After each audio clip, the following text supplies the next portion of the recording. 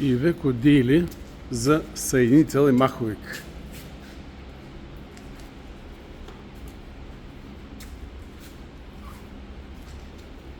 Audi A7, пълно обслужване, вериги,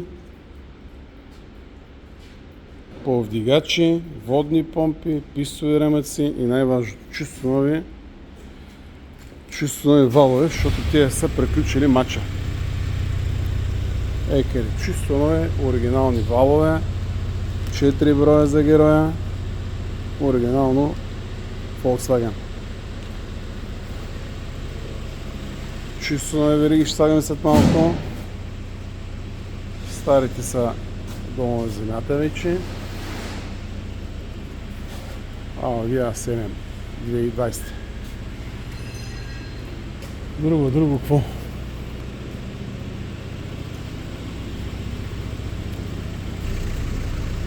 ML. Проблем с ABS-а. Проблем с главини и лагери и датчици. И продължаваме напред. Citroen. Какъв Citroen е това? Някакъв Citroen, чай да видим какъв е.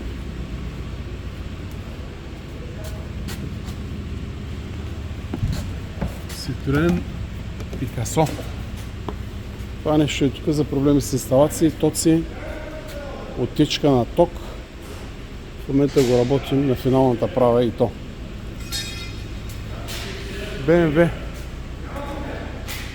X5 M50. Тук са правени 1000 неща.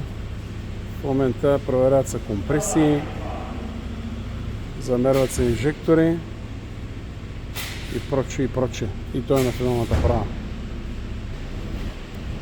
Hyundai iX35 пуши, когато загрее.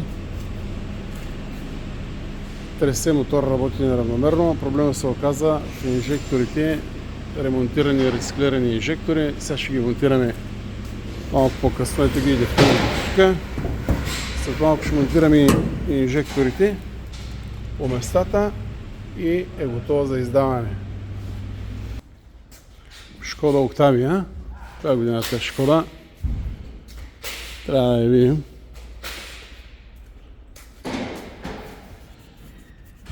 И 16-17. Тук проблема е превъртяла биелни лагери. Е мотора, биелни лагери. Поръчват се чисто оригинални биелни лагери от Volkswagen. Сменят са нов вал, нови биелни лагери, нови ремъци и всичко останало и се събира и мотора.